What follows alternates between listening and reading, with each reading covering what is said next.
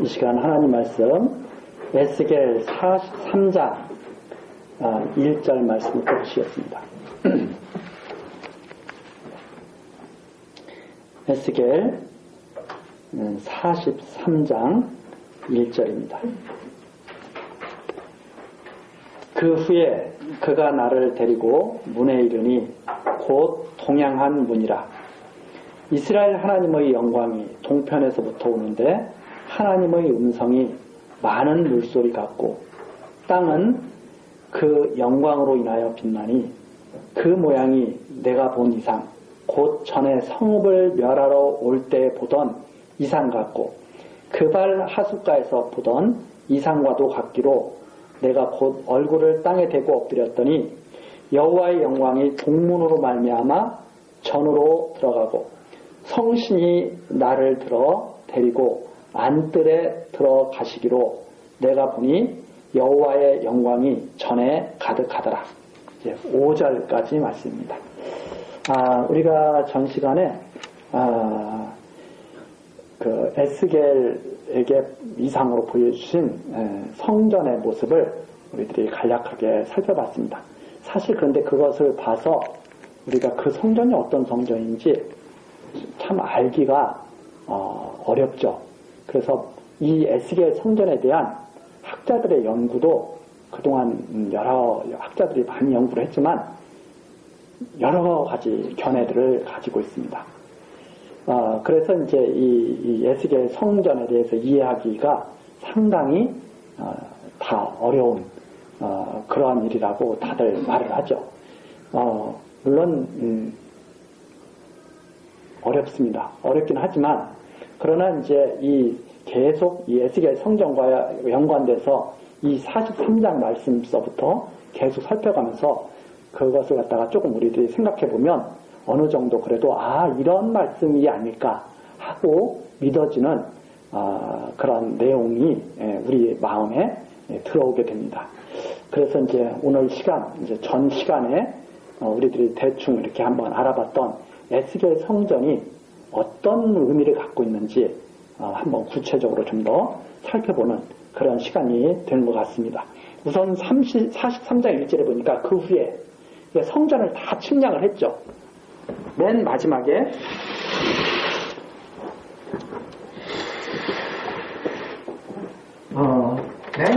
보니까 바깥 담을 다시 한번 쭉 나가서 이게 원래 이게 정사각형으로 이렇게 딱 돼야 되죠. 제가 그림을 정사각형으로 정확히 원래 이게 정확한 정사각형이에요. 그 마지막 42장 15절부터 보면 전 청량하기를 마친 후에 나를 데리고 동양한 문으로 나갔다. 동양한 문이 성전에 보면 문이 이렇게 있죠. 이쪽 동쪽 문이 있고 이렇게 북쪽 문, 서쪽 문 이렇게 문이 있죠. 이렇게 문이 이렇게 있습니다. 그리고 이제 이 안에 또 문이 또 성전으로 들어간 문이 또 안쪽에도 또 있죠. 안뜰로 들어간 문이 그건 이제 바깥뜰로. 그래서 여기에 지금 다 마친 후에 다시 사변담을 나가서 청량을 하죠. 그 담을 다 이렇게 청량을 다시 쫙 하죠. 다 청량을 했더니 그것이 500척. 장편 동편 청량 500척, 북편 청량이 500척, 남편 청량 500척. 그 서편으로 들어와서 청량이 다 500척. 그런데 이 담은 거룩한 것과 속된 것을 갖다가 구별합니다. 이 성전이 있음으로 말미암아서 이 담이 딱 쳐지는데 안에 있는 것은 거룩한 것이고 밖에 있는 것은 속된 것이 되죠. 그래서 딱 구별하는 것이더라. 그래서 이 성전이 성전 안에 있느냐 밖에 있느냐에 따라서 이제 구별이 쫙 되죠. 성전 안과 밖. 자, 그리고 43장에 보니까 그 위에 그가 나를 데리고 문에 이르니 곧 동양한 문이다. 여기 동양한 문에 딱 다시 이렇게 된 거죠. 한 바퀴 뺑 도는 겁니다. 동양한 문. 맨 처음에 들어갈 때도 동양한 문으로 해서 들어가서 성전 청량을 딱 했죠. 근데 여기에서 우리들이 살펴봤다시피 에스겔은 한 것이 뭐냐면 청량 찬양한 것을 다 본 것밖에 없어요. 자기가 손댄 것, 사람이 손댄 것은 하나도 없습니다. 천사가 다 지구를 가지고 다니면서 다 찬양, 사람이 손댄 것은 하나도 없는 것이죠. 일단 우리가 기억해야 될 것이, 자, 바로 그런 성전인데, 동행한 문이라. 이스라엘 하나님의 영광이 동편에서부터 오는데, 이쪽에서부터 하나님이 쫙 영광이 들어오게 되죠. 이게 다 지어진 거잖아요, 이제. 완전히 다 거두어졌습니다. 완전히 다 이루어졌습니다. 청량이 다 끝났어요. 청량이 다 끝나고 나니까 다시 에스겔로 하여금 마지막 봐라, 거룩한 것과 속된 것을 구별한다, 이게 이렇게 보여주고 동양한 문으로 하나님의 영광이 오는데, 그게 모습이 어떤 거냐면 3절에 보니까 에스겔에게 맨 처음에 나타났던 그 이상, 예루살렘이 망한다, 예루살렘이 이제 곧 망한다 그러면서 하나님의 영광이 성전을 떠나갔었죠. 그때 동양한 문을 영광이 동양한 문을 통해서 하나님의 영광이 떠나가고 나서 예루살렘이 망해버리게 되거든요. 그런데 바로 그 이상이, 똑같은 이상이 나타났는데 이번에는 멸하기 위해서 나가는 것이 아니라 하나님의 영광이 다시 동양한 문으로 돌아오는 거죠. 완전히. 그래서 그 3절에 전에 성읍을 멸하러 올 때 보던 이상 같고 그발 하숫가에서 보던 이상과 같기로 내가 곧 얼굴을 땅에 대고 엎드렸더니 여호와의 영광이 동문으로 말미암아 성전으로 들어가고. 이게 이제 동쪽 이스라엘 백성이 가나안 땅을 향해서 행진할 때도 그 동쪽에 있는 지파, 서쪽에 있는 지파, 남쪽에 있는 지파가 다 하나님께서 정해주시죠. 그리고 동쪽에 맨 앞에 쓰는 그 지파가 유다 지파가 쓰죠. 그래서 동쪽에 이제 유다 지파가 서서 이제 행진을 하게 되죠. 그래서 이 동쪽이라고 하는 것은 상당한 의미가 있죠. 이 동쪽이 해가 떠오르는 곳이잖아요. 또 그래서 예수님을 갖다 의로운 태양, 의로운 해, 그랬을 때 이 동쪽, 이런 의미가 이 안에 지금 다 포함되어 있다고 생각할 수 있죠. 그래서 그 동쪽으로 여호와 영광이 동문으로 말미암아서 전으로 들어가고, 자, 정문으로 들어갔습니다. 이제 성전으로 들어갔습니다. 여호와 영광이, 떠났던 영광이 성전이 다 측량되고 나서 다시 돌아오게 되죠. 여호와 영광이 돌아오게 되는데 5절, 성신이 나를 데리고, 누구의 인도함을 받냐면 이제 성신, 하나님의 신, 성령의 인도함, 성령의 인도함을 받아서 에스겔이 다시 성전 안으로 들어가게 되죠. 하나님의 영광이 있는 그 성전, 하나님의 영광이 딱 들어오고 나니까 성신이 에스겔을 인도해가지고 안뜰로 딱 데리고 들어가죠. 이게 지금 이게 바깥들이 있고 또 안뜰이 있지 않습니까? 이 안에 안뜰이 있고 그 안뜰 안에 성전이 딱 있잖아요. 이 안뜰로 딱 들어가더라. 내가 보니 여호와의 영광이 전에 가득하다. 그래가서 딱 보니까 여호와의 영광이 전에 가득한 것을 보았다. 그래서 여기에서도 우리가 볼 수 있는 것이, 이 성전에서는 성신의 인도함을 받아서 여호와의 영광을 보게 되는 거구나 하는 것을 알 수가 있습니다. 그러니까 성신의 인도함이 없으면 여호와의 영광을 볼 수 없다는 것을 갖다가 암시하고 있는 것이 바로 이 5절의 내용이죠. 그동안에는 천사가 이렇게 데리고 이렇게 다녔었잖아요.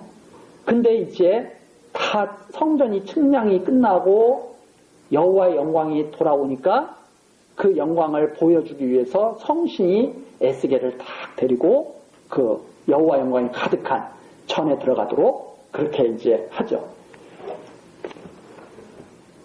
상당히 이것도 의미가 있게 다가오는 거죠. 자, 이렇게 해서 이제 여호와 영광이 돌아왔습니다. 여호와 영광이 돌아왔는데 그 돌아온 것을 성신의 인도함으로 딱 본 것이 5절까지인데 6절입니다. 들은즉 누구인지 전해서 내게 말하더니 사람이 내 곁에 서서, 바로 천사를 말하는 거죠. 그러면 음성이 들리는 거예요. 사람, 천사가 내 곁에 서서, 이게 아마 40장 3절 가서 한번 보시면 됩니다. 40장 3절. 나를 데리시고 거기 이르시니 모양이 녹같이 빛난 사람 하나가, 여기도 이렇게 사람이라고 표현되어 있잖아요. 그러니까 이러한 천사가 아마 에스겔에게 알려주는 거죠. 내 곁에 서서, 다시 돌아와서 43장 6절, 들은즉 누구인지 전에서 내게 말하더니 사람이 내 곁에 서서 내게 이르시되 인자야, 이는 내 보좌의 처소, 내 발을 두는 처소, 내가 이스라엘 족속 가운데 영원히 거할 것이다. 이 안에 성전이 딱 있는데,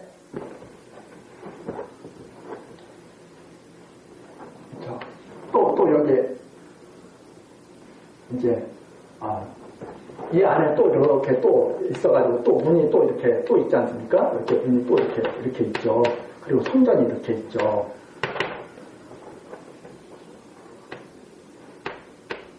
이 영원히 이름을 두실 곳이 바로 여기다.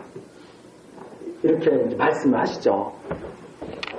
내 발을 두는 처소, 내가 이스라엘 족속 가운데 영원히 거할 곳이라.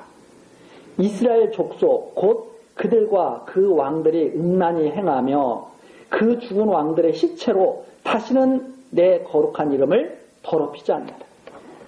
이게 예루살렘 성전, 솔로몬 성전이 무너지기 전에는 그 솔로몬 성전이 우상들로 그냥 뒤덮였었습니다. 완전히 그 왕들이 막 그 이방의 우상들을 갖다가 성전에다가 막 같이 막 세우고 막 그랬었죠. 그런데 그걸 하나님께서 싫어하셔가지고 떠나고선 다 무너뜨려 버렸지 않았습니까? 근데 하나님께서 뭐라고 말씀하시냐면 이제 여기다가 영원한 이름을 두겠다.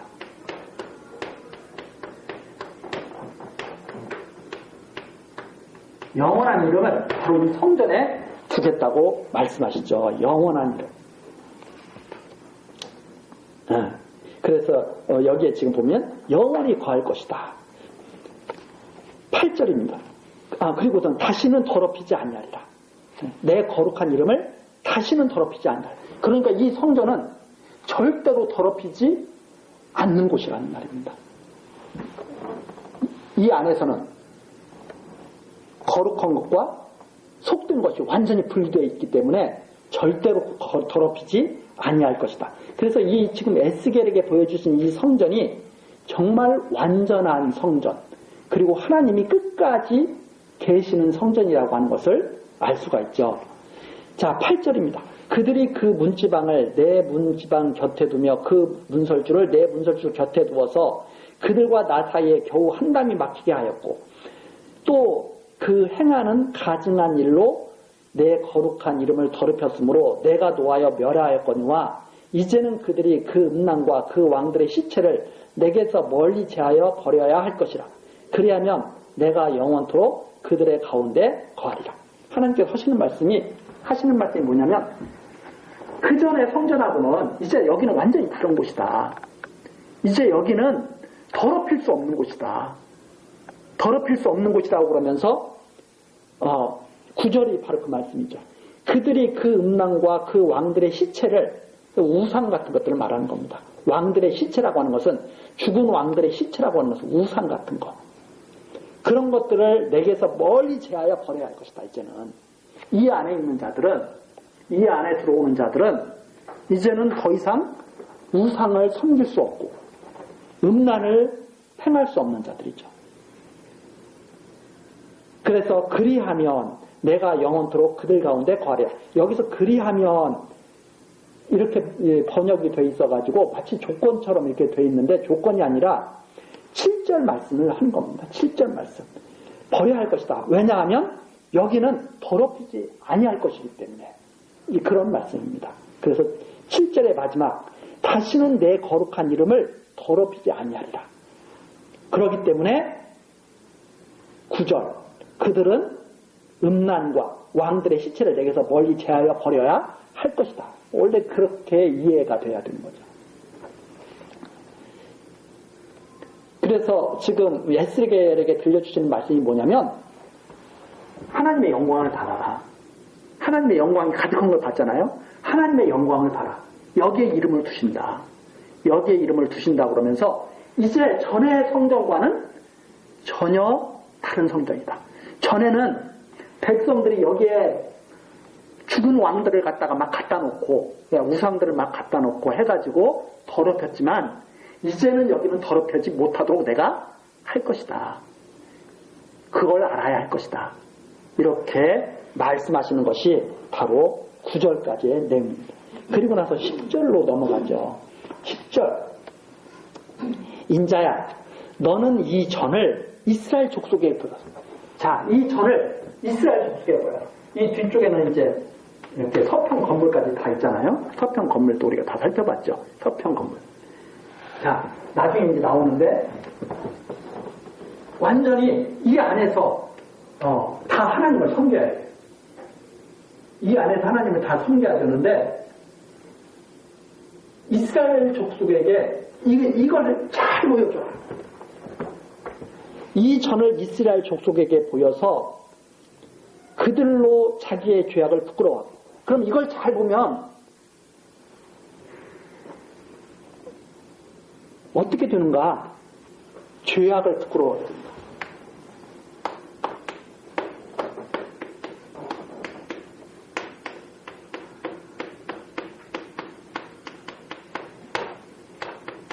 이걸 잘 보면 죄악을 부끄러워하게 된다 하는 말이죠.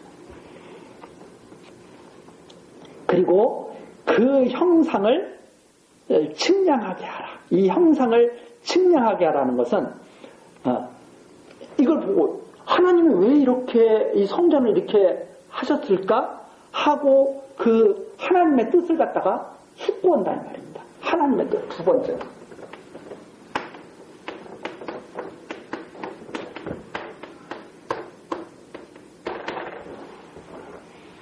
하나님이 왜 이렇게 지으셨지? 하나님이 그 에스겔에게 계속 측량하는 것을 보여주셨잖아요. 그러니까 하나님께서 왜 이렇게 성전을 갖다가 에스겔에게 이런 성전을 보여주셨지? 하고 하나님의 뜻을 갖다가 잘 측량, 숙고하게 하라. 제 그런 의미로 이해를 할 수가 있죠. 왜? 하나님께서 계속 측량하는 거 보여주셨거든요. 그럼 거기에 하나님의 뜻이 담겨있다 이 말입니다. 그걸 만드신 하나님의 뜻이 왜 그렇게 성전을 만드셨는지 측량하게 하라. 자, 그렇게 되면 11절 만일 그들이 자기의 행한 모든 일을 부끄러워하거든 딱 보니까 진짜 정말 부끄럽다. 우리가 정말 부끄럽다. 이렇게 죄악을 깨닫고 부끄러워하는 거죠. 자기의 모든 행한 일을 부끄러워하거든 너는 이 전의 제도와 식양과 그 출입하는 곳과 그 모든 형상을 보이며 성전에 이 담긴 하나님의 뜻을 다 보이라는 말입니다. 성전에 담긴 하나님의 뜻을 다 보이면서 또 그 모든 규례와 그 모든 법도와 모든 율례를 알게 하고 그 목전에 그것을 써서 그들로 그 모든 법도와 그 모든 규례를 지켜 행하게 하라. 자, 그러면 여기에 이 성전에 관한 모든 것을 이게 바로 성전 아닙니까? 이 성전에 관한 모든 것 왜 이렇게 지어졌는지 거기서 왜 이렇게 하나님이 명하셔서 하나님을 어떻게 섬기게 했는지 율례, 규례, 법도 이 성전에 관한 모든 것을 다 가르쳐야 합니다. 이 성전에 관한 모든 것을.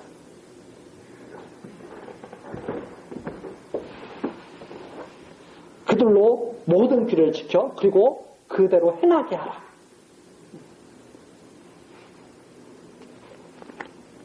여기에 우리가 생각해 볼 것이 뭐냐면 성전을 지으라는 말이 없어요. 성전 이대로 짓게 해라. 그런 말이 없습니다. 하나님이 다 지으신 거죠. 그리고 그거에 대해서 알게 하라. 그걸 지키게 하라. 이런 말씀이죠. 그러면서 한마디로 12절에 나와 있습니다. 전의 법은 이러하니라. 전의 법은 이러하니라. 산꼭대기 지점의 주인은 지극히 거룩하리라. 이게 높은 산 위에 세워지잖아요. 높은 산 위에 세워지는데 그 높은 산이 이스라엘 그 땅으로 말하자면 시온산이 있죠. 시온산의 지점, 산 꼭대기 지점이에요. 그럼 시온산의 가장 높은 곳, 바로 성전. 시온산의 가장 높은 곳은 이 성전 안에 있는 지성소. 하나님의 이름을 두신 곳이죠. 그게 가장 꼭대기 지점이죠. 그러면 다 거룩하게 된다. 산 꼭대기 지점. 하나님의 그 계신 이름을 두신 그 주인은 다 거룩하다. 하나님이 계시는 그곳은 다 거룩하다 이 말입니다. 하나님이 임재 지금 오셨잖아요. 하나님이 임재해 계신 그 성전 안은 다 거룩하게 되죠. 그게 법이다 이 말입니다. 자, 그렇다면 이게 이제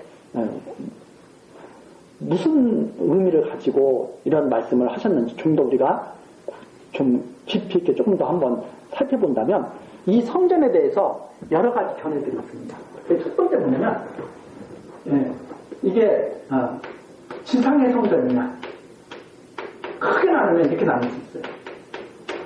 이게 과연 지상에서 지어지는 성전이냐, 아니면 하늘의 성전이냐, 이렇게 크게 사람들이, 이 학자들이 이렇게 나누죠. 그럼 이 에스겔 성전은 지금까지 이 땅에 건축된 적이 없거든요.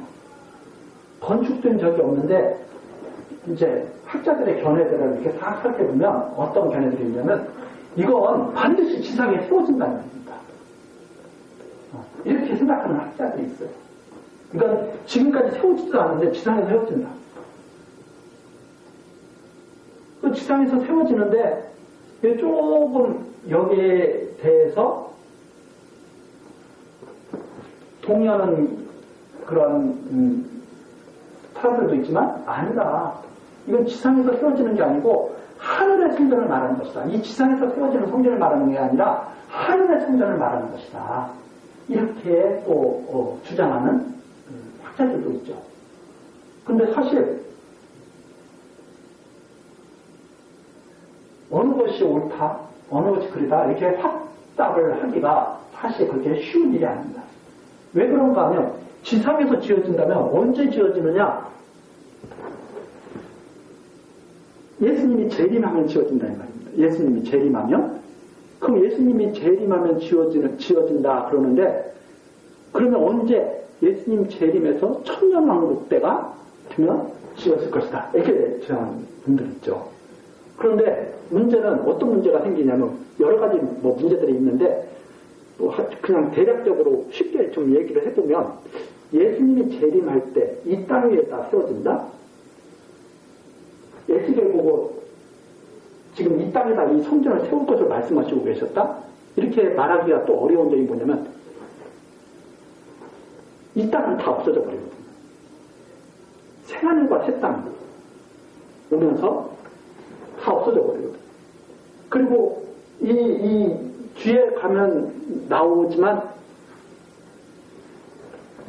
이 성전을 이 땅에다 지을 수 있는 성전이 이 땅에 현실적으로 지을 수 있는 이 건물로, 실제 건물로 지금 우리가 눈으로 보는 이런 건물로 세워지기가 어려운 그런 정황들이 성경에 많이 있죠. 예를 들어서 무엇으로 어떻게 지어지는지가 전혀 나와 있지 않아요. 이 성경, 저기에 모세 그 성막에 보면은 조각목을 금으로 싸서 어떻게 해서 그런 게 다 나오잖아요. 전혀 없어요. 그런 게 전혀 없고, 높이 3층 높이라고 이렇게 3층으로 방이 있었더라 이렇게 나오잖아요. 3층으로 방이 있었는데 그 높이가 몇 미터인지 이런 거 하나도 없어. 그러니까 이걸 그냥 이렇게 사람들이 연구를 해서 아마 이런 모양일 것이다 해놨지만 사실 정확한 그런 모습이 없습니다. 그래서 이건 지상 성전이 아니다. 이 지상 성전이 아니라 이건 하늘에서 있는 하늘의 성전이다. 이렇게 또 말하는 분들이 있어요. 하늘 성전이다. 근데 요한계시록에 보면 성전이 또 없거든요. 또 그 요한계시록 한번 가서 한번 찾아보겠습니다.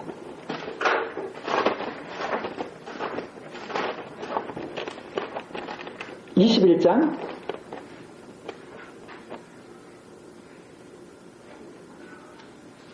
21장 22절입니다.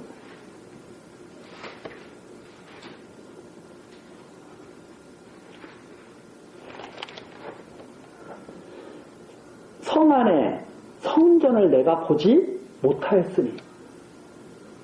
그 요한계시록의 마지막에 지금 나오는 내용이 뭐냐면 성 안에 성전을 보지 못했다고 나와요. 왜냐? 이는 주 하나님 곧 전능하신 이와 및 어린 양이 그 성전이십니다. 그러니까 이런 건물이 없다 이 말입니다. 그때 마지막 그 요한계시록의 마지막에 보니까 이런 건물이 없어요. 이런 건물이 없고 왜 그러냐? 바로 하나님과 어린 양이 성전이기 때문에 그렇다. 이렇게 나오죠. 그러니까 이 하늘 성전도 동의하기가 어렵죠. 이 지상 성전, 천년왕국 때 세워진 성전이다. 이것도 동의하기가 깔끔한 것도 아니고 하늘 성전도 동의하기가 이렇게 깔끔하게 떨어지는 게 아니죠. 그러면 어떻게 생각해야 되느냐? 이제 거기에서 조금 이것을 갖다가 어떻게 생각하냐면 이것은 그렇다면 실제 이 건물이 이 지상에 반드시 세워지긴 세워져야 돼요. 세워지긴 세워지는데 이 건물 자체가 세워지는 것이 아니라 하나님이 청량한 신령한 건물이 이 지상에 나타날 것이다 이 말입니다. 그러니까 여기 지상 성전은 뭐냐면 이 건물이 실제로 지상 위에 세워져 있는 거예요. 하늘 성전이라는 것도 뭐냐면 이 성전이 실제로 하늘에 있는 성전이에요. 이게 실제로 지상에 있는 성전이고 실제로 하늘에 있는 성전이에요. 그런데 이제 다 거기에 동의하기가 조금 맞지 않는 부분이 있다. 그러면 어떻게 또 생각할 수 있느냐면 실제 한다. 실제 하는데 이 지상에 건물로 세워지는 것이 아니라 실제 하는 신령한 성전, 즉 예수를 머리로 하는 성도들로 서로 지어져가는 그 성전으로 생각하려고 하는 그런 학자들도 있다 이 말입니다. 그러면 어떤 것이 제일 합당할까 하고 제가 생각하기에는 그 세 번째 견해에 동의를 하게 되죠. 왜 그런가 하면 이것이 예수님 재림하실 때까지 반드시 이 땅에 이루어질 거예요. 이 성전은. 근데 실제로 건물로 이루어지는 것이 아니라 예수를 머리로 한 신령한 성전으로 이루어질 것을 보여주시는 하나의 예표로서 이것을 갖다가 우리들이 받을 수가 있고, 그 당시 그러면 이스라엘에게는 어떻게 받아들여지느냐? 그 당시 이스라엘, 지금 우리에게는 그렇게 하나님의 약속의 말씀으로 그렇게 우리가 받아들일 수 있는데, 그 당시에 바벨론 포로로 잡혀갔던 이스라엘 백성들에게는 하나님께서 반드시 그 이스라엘 백성을 다시 회복시켜서 온전한 제사를 드리게 하실 거에 대한 약속의 말씀으로 이미 성취가 된 것이다 이 말입니다. 그래서 이스라엘 백성, 그 당시 포로로 잡혀간 이스라엘 백성들은 율법 아래에서 살다가 모세의 성막, 솔로몬 성전까지 지었지만 결국 죄악으로 인해서 다 망해서 바벨론 포로로 잡혀갔죠. 바벨론 포로로 잡혀갔던 그 이스라엘 백성들이 하나님의 영원한 이름을 두시는 이 성전을 보고 죄악을 깨닫게 되면, 여기에 나오는 것처럼 죄악을 깨닫게 되면 하나님께서 하시겠구나. 우리들은 하지 못했지만 우리들은 성전 지었다가 다 무너졌지만, 우리들의 죄악으로 인해서 다 무너졌지만, 하나님께서 영원한 성전을 세우시겠구나. 즉, 하나님께서 완전히 다시 회복시켜 주시겠구나 하는 것을 믿고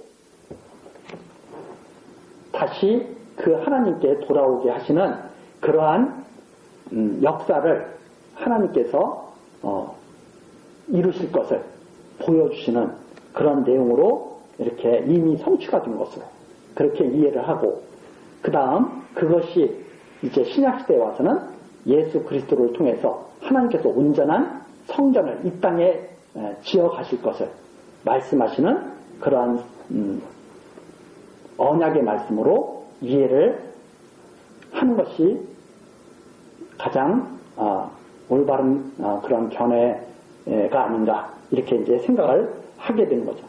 자, 그래서 이거 성전을 이제 마지막으로 한번 정리를 한다면, 첫 번째, 이건 사람의 손으로 만들어지는 것이 아니다. 그렇죠? 사람의 손으로 만들어지는 것이 아니다. 그리고 실제 건물로는 나타나지 않지만 지상에 반드시 이루어질 성전이다. 실제 건물로는 나타나지 않지만, 그러니까 실제 이렇게 예배당 건물, 예루살렘 성전처럼 우리 눈에 보이는 실제 건물로는 나타나지 않지만 반드시 예수님이 오실 때까지 여기 동양으로에서 이게 완전히 이루어지게 되면, 완전히 각 측량이 완전히 끝나게 되면 동양한 문으로 해서 하나님의 영광이 딱 오잖아요. 이 세상 끝날까지 반드시 이루어질 성전이다. 이렇게 이제 정리를 할 수가 있고, 세 번째 또 어떤 것이냐면, 그때가 되면 모든 것이 다 회복된다, 이 말입니다. 왜 그런가 하면 이 뒤에 이제 쭉 나오거든요. 미리 이제 제가 말씀드린 건데, 이 성전으로부터 다 그 물이 흘러서, 성전으로부터 물이 흘러가지고 큰 시내를 이루어가지고 모든 것들이 에덴 동산처럼 다 회복되는 내용이 뒤에 나옵니다. 그러니까 이것이 완성이 되면 완전하게 원래 그 에덴 동산에서 있었던 것처럼 모든 것이 다 세상이 완전히 바뀌고 회복이 된다. 그 다음에 그곳에 하나님께서 임재하시면서 영원히 백성들과 함께 하시는 성전이 된다. 그래서 이렇게 우리들이 그냥 간략하게 정리를 해볼 수가 있습니다. 그래서 이 에스겔 이 성전의 이 견해는 장차 여호와 하나님께서 메시아 그리스도를 통해서 이 지상에 건설된, 이 지상에 세워져 갈 신령한 성전, 하나님의 이름을 두실 신령한 성전, 그것을 약속하신 말씀이면서 이스라엘 백성, 바벨론 포로로 잡혀간 이스라엘 백성에게는 반드시 회복이 돼서 하나님의 영광을 보게 될 것, 이것을 바라보게 하는 그런 성전으로 우리들이 정리를 할 수가 있을 것 같습니다. 자, 거기에 다시 한번 고린도 전서 다시 한번 가서 한번 보시면,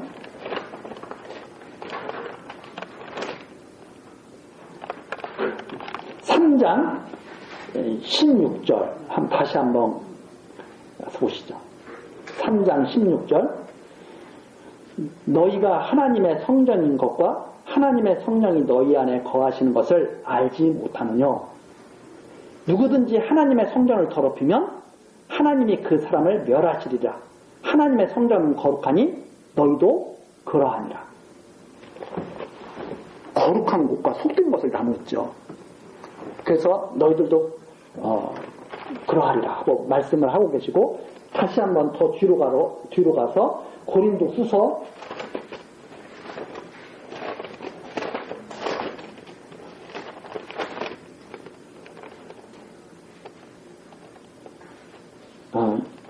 6장 16절.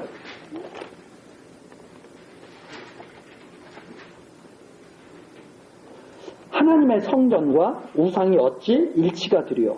우리는 살아계신 하나님의 성전이라 해가지고 성도들이 바로 하나님의 성전이 될 것을 말씀하시면서 이와 같이 하나님께서 가라사대 내가 저희 가운데 거하며 두루 행하며 나는 저희 하나님이고 저희는 내 백성이 되리 저희는 나의 백성이 되리라 하셨느니라. 17절이죠. 그러므로 주께서 말씀하시기를 너희는 저희 중에서 나와서 따로 있고 부정한 것을 만지지 말라. 내가 너희를 영접하여 너희에게 아버지가 되고 너희는 내게 자녀가 되리라. 전능하신 주의 말씀이라 하셨느니라. 완전히 속된 것과 부정한 것을 성도들로 하여금 나눠서 성도들로 부정한 것을 다 떠나게 하실 것. 왜냐하면 하나님의 성전이기 때문에 이런 말씀이 거기에 또 있고 하나만 더 찾아보죠. 에베소서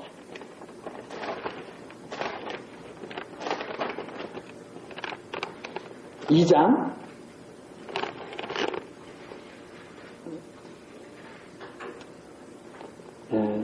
20절서부터 보죠. 2장 20절. 너희는 사도들과 선지자들의 터위에 세우심을 입은 자라. 그리스도 예수께서 친히 모퉁이 돌이 되셨느니라. 그리스도께서 시작이에요. 그리스도 예수께서 교회의 머리가 되시고 기초가 되신 분이에요. 시작입니다. 21절 그의 안에서 그리스도 안에서죠. 건물마다 서로 연결하여 여기에 건물이라고 표현하고 있습니다. 건물마다 서로 연결하여 주 안에서 성전이 되어가고 성도들이 건물이에요.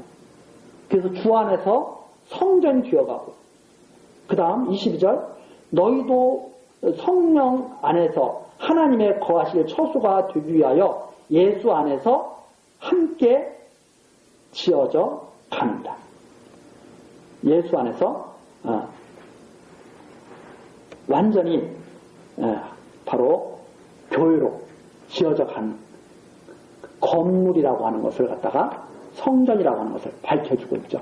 그래서 이런 것들로 전체적으로 살펴봤을 때 이 에스겔 성전은 바로 이스라엘 백성에게는 회복하시는 그 하나님을 갖다가 말씀하시면서 장차 그리스도로 인해서 온전한 하나님의 능력으로 사람들의 손을 타지 않고 오직 하나님의 능력으로 성전이 그리스도 안에서 지어져 가고 그 성전에 하나님의 영광이 임하고 거기로부터 온 세상이 온전히 나누어지고 거룩한 것과 속된 것이 나누어지고 그리고 완전히 회복될 것 이것을 바라보게 하는 그런 내용들이 여기에 담겨 있다. 이렇게 우리들이 정리를 해볼 수가 있습니다. 자, 이렇게 해서 이 성전에 대한 이런 것들을 우리가 간략하게 이렇게 살펴봤는데 자, 그것이 바로 법이죠. 전의 법은 이러합니다. 바로 그러므로 말미암아서 하나님으로 말미암아서 모든 것이 다 거룩하게 되는 거죠. 그 전에 산꼭대기 지점의 주의가 다 지극히 거룩하게 된다. 그것이 바로 전의 법이다. 이렇게 정리를 할 수가 있습니다. 한마디로 말해서 하나님 예수 그리스도로 인해서 모든 성도들이 그 안에 있는 성도들이 다 거룩해지고 깨끗해지게 될 것 이것을 바라보게 하는 그런 내용이고 그 다음에 에스겔 43장 이제 13절로 갑니다. 43장 13절에서부터 이제 27절까지는 번제단, 이 성전에서 이제 완전히 거룩하게 되기 위해서 번제단을 갖다가 세우고 그리고 그 번제단을 정결케 하고 하나님께 드리게 되는 그러한 하나님의 말씀이 지금 13절에부터 나와 있습니다.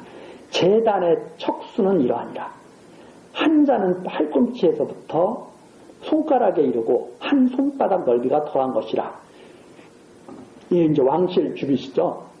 제단 밑받침의 고가 1척이요. 그 그 사면 가장자리의 광이 일척이며 그 가우로 돌린 턱의 광이 한 뼘이니 이는 제단 밑받침이요 이 땅에 닿은 밑받침 면에서 아래층의 고가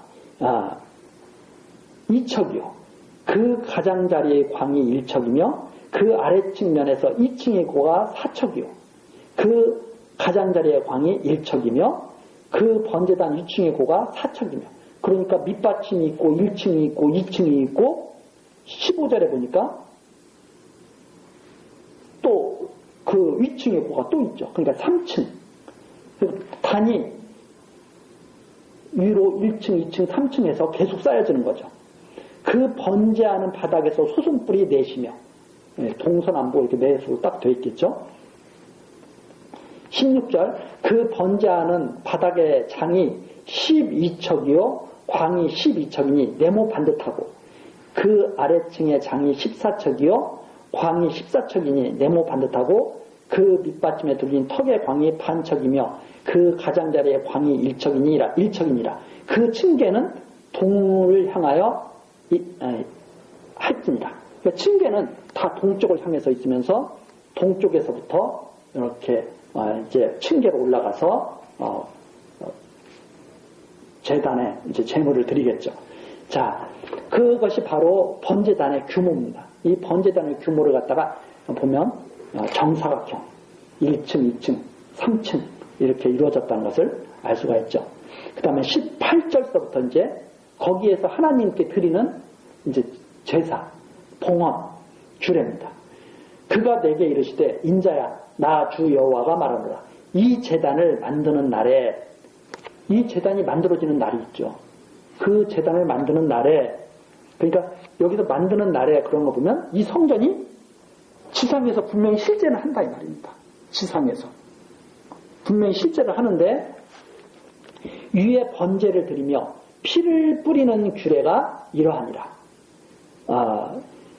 나 주 여호와가 말하노라. 나를 가까이하여 내게 수종드는 사독의 자손 네 사람 제사장에게 여기 조금 다른 점이 나와 있습니다. 뭐가 나와 있냐면 원래는 이게 만일 구약시대에 계속 이렇게 연결되는 그런 거라면 아론의 자손 제사장이 나와야 되죠.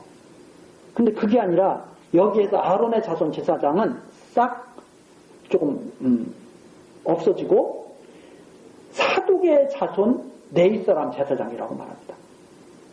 그러면 이제는 조금 바뀌었다는 것을 알 수가 있죠. 이것은 모세에게 명한 그것과는 조금 바뀐 것이구나 하는 것을 우리가 알 수가 있고 솔로몬 때도 마찬가지죠. 제사장들이 뭐 이렇게 모세 솔로몬 때도 제사장이 아비아달 또 사독 이렇게 있었지 않습니까? 물론 나중에는 사독이 이제 대제사장 직분을 다 행하게 되죠. 바로 그런 의미입니다. 그러니까 수종드는 사독의 자손 레이스람 제사장이라고 하는 것은 이게 다윗 왕가를 끝까지 지켰던 제사장이 바로 사독의 자손들이거든요. 나중에 아비아달 그쪽은 어떻게 되냐면 그 요압과 함께 솔로몬을 왕으로 세우는 거에 반대해가지고 그 아도니아 쪽으로 딱 가버렸잖아요, 다. 근데 여기에 나오는 이 사독은 끝까지 다윗 왕가의 충성을 다한 그런 제사장이죠. 그래서 그 여호와 신앙에 아주 끝까지 지켰던 여호와 신앙을 끝까지 지켰던 하나님께서 다윗 그다음에 솔로몬 르호보암 이렇게 해서 다윗 왕가를 이어가시잖아요. 그걸 끝까지 지켰던 그 제사장이죠. 그래서 그 제사장에게 너는 어린 숫송아지 하나를 주어 속죄 제물을 삼되 내가 그 피를 취하여 제단의 네 뿔과 아래층 네 모퉁이와 사면 가장자리에 발라 속죄하여 제단을 정결하게 하고 그 속죄의 제물에 숫송아지를 취하여 전에 정한 처소 곧 성소 밖에서 불사를 찌며 이랬습니다.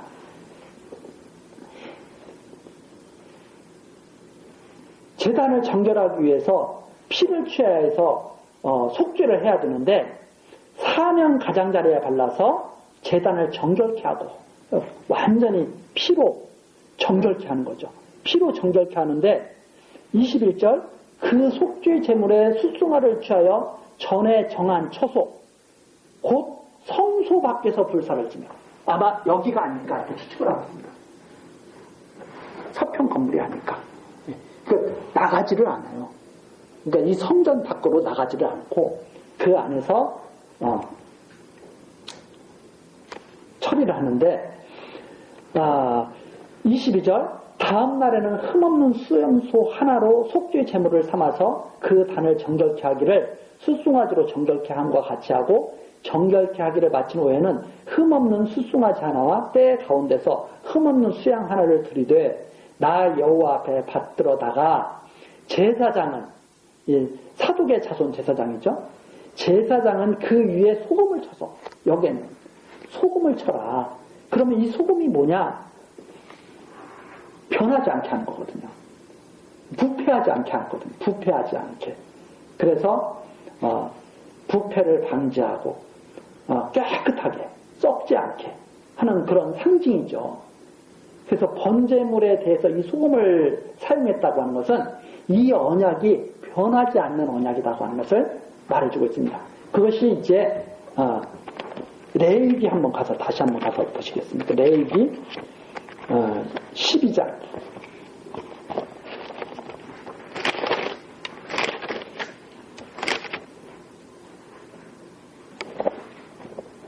레위기 2장.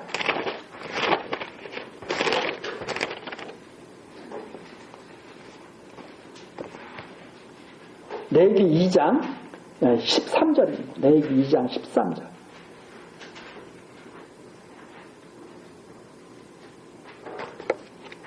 거기 보면 내 모든 소재물에 소금을 치라 그랬습니다.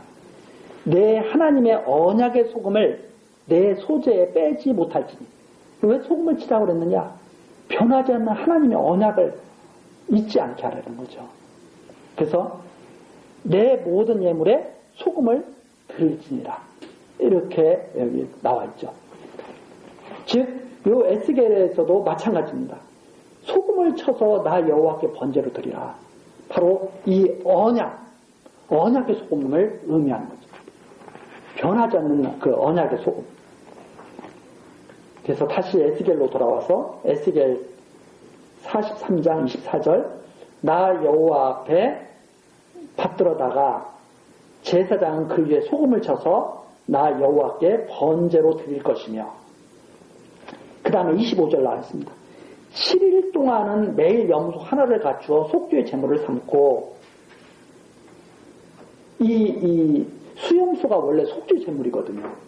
수염소가 원래 속죄 제물로 그러니까 보면은 이스라엘에게 대속죄일이 있죠. 대속죄일이 있는데 대속죄일 때 꼭 바쳐야 드리는 그 제물이 수염소입니다.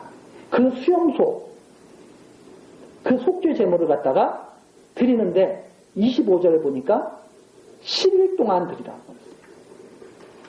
그럼 7일 동안 드린다고 하는 것은 그 밑에 나오죠. 7일 동안은 매일 염소 하나를 갖춰 속죄 제물을 삼고 또 어린 숫송아지 하나와 때 가운데서 수양 하나를 흠없는 수로 갖출 것이며 그러니까 숫송아지가 드려지는 첫날에도 염소가 계속 이제 7일 동안 드려지게 되는 거죠.